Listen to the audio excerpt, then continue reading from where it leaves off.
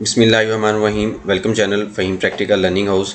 आज का जो टॉपिक है, इससे पहले थोड़ी देर पहले मैंने एक वीडियो बनाई थी 236H और G कि अगर कस्टमर विलिंग टू पे नहीं है तो उसको हमने कैसे एडजस्ट करना है, और अगर हम एडजस्ट नहीं करते तो ऑब्वियसली ये कंपनी के कैश फ्लो के ऊपर इम्पैक्ट आएगा। अगर आप बिज़नेस कर रहे हैं तो आपके कैश फ्लो पे इम्पैक्ट आएगा, और अगर कस्टमर पे नहीं करता तो उसको हमने किस तरीके से डिस्काउंट के थ्रू एडजस्ट करना है।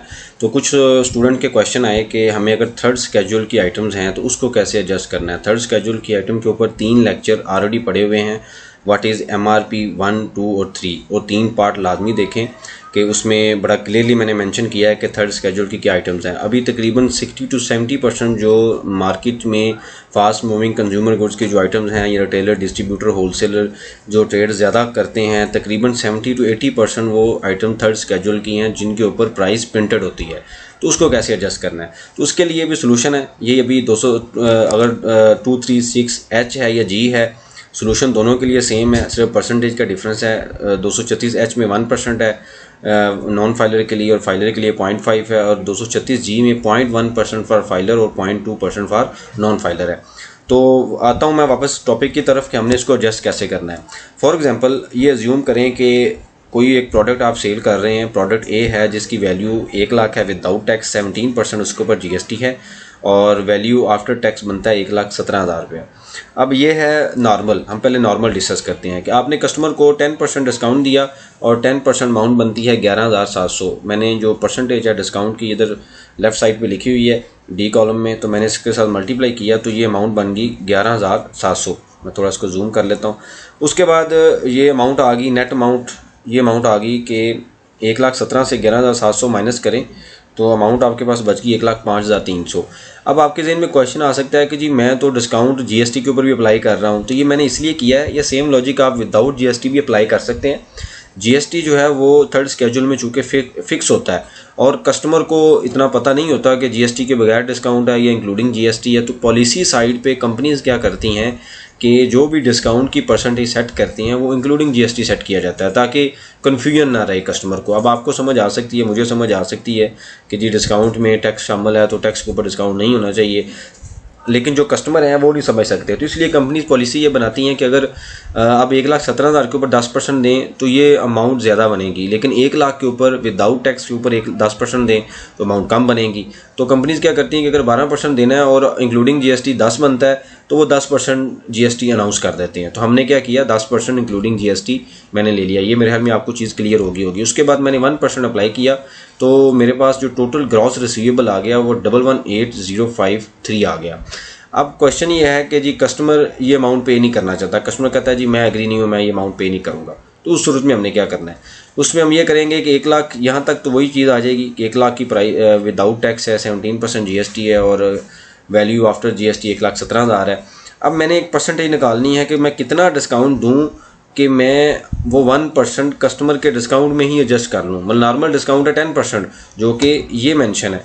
अब मैंने एक फ़िगर निकालनी है कि कितना डिस्काउंट दूँ कि कस्टमर के डिस्काउंट में ही वो अमाउंट एडजस्ट हो जाए। वो मैंने कैसे निकाली, तो इसको ज़्यादा तरीके से थोड़ा सा केयरफुली आपने देखना है कि आफ्टर डिस्काउंट जो अमाउंट आ रही है, मतलब नॉर्मल डिस्काउंट के बाद जो अमाउंट आ रही है ना 1,05,300, ये जो फिगर आ रही है। फॉर एग्जांपल मैं आफ्टर डिस्काउंट की ये फिगर यहाँ पे इसको पेस्ट कर लेता हूँ, इसको भी यहाँ पे ले जाता हूँ। आफ्टर डिस्काउंट की फिगर को मैंने मल्टीप्लाई किया 1% के साथ, जमा उसमें कर दिया H17, यानी कि इसमें से 1 में से उसको माइनस किया। पहले उसके ऊपर 1 में से इसको माइनस करने के बाद मैंने उसके ऊपर 1% इनकम टैक्स लगाया, और आफ्टर डिस्काउंटेड वैल्यू को जमा कर लिया, यानी कि इंक्लूडिंग इनकम टैक्स की अमाउंट आ गई मेरे पास 1,05,300 जमा। ये पहला जो फार्मूला क्या बता रहा है कि इसके ऊपर इनकम टैक्स मैंने जमा कर लिया, और उसके बाद मैंने इसको डिवाइड कर दिया। किस पे डिवाइड किया, यहाँ पे आप देखें तो डिवाइड मैंने किस पे कर दिया, ग्रॉस अमाउंट जिसके ऊपर हम डिस्काउंट दे रहे हैं। तो मेरे पास एक फिगर नहीं, इसी फार्मूले को इसी तरीके से आपने अप्लाई करना है।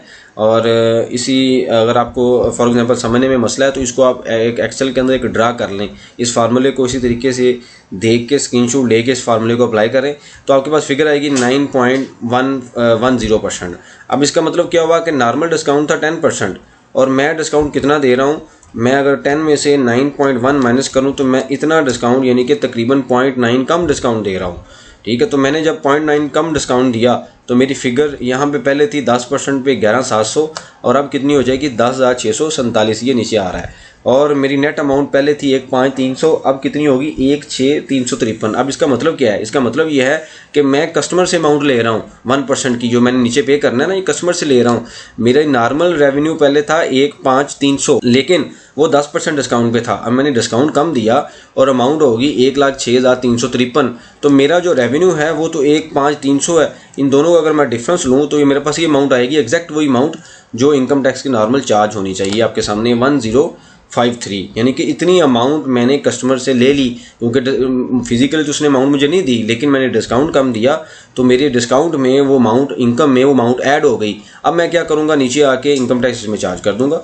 ठीक है, अब ये जो फिगर है इसको मैं क्या करता हूँ, इसमें कॉमन गलती ये हो सकती है कि बाद में कुछ स्टूडेंट, जैसे पिछले एक लेक्चर जो पिछले पहले जो लेक्चर मैंने रिसेंटली अभी अपलोड किया है, उसमें कुछ स्टूडेंट के क्वेश्चन थे कि जी हु विल पे, वो कस्टमर कौन टैक्स पे करेगा। तो इसका भी यहाँ पे सोल्यूशन है कि डिस्काउंट के थ्रू हमने उसको एडजस्ट किया।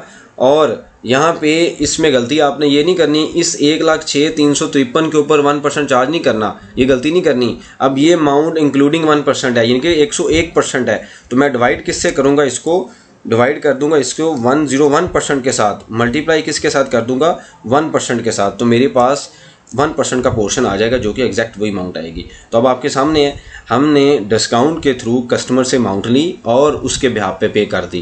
कंपनी ने अपनी जेब से, अपनी पॉकेट से पे नहीं किया, कंपनी के कैश फ्लो के ऊपर कोई इम्पैक्ट नहीं आएगा। तो इस तरीके से आप इसको बिज़नेस में, कंपनी में या जहाँ पे भी आप जॉब कर रहे हैं, इसको मैनेज कर सकते हैं। ये सिंपल सी ट्रिक है, इसको यूज़ करने से आपको इंशाल्लाह काफ़ी फ़ायदा होगा। अगर क्वेश्चन हो कमेंट्स बॉक्स में लाजमी मेंशन करें। अगर वीडियो अच्छी लगे तो उसको लाइक लाजमी करें। Thank you very much.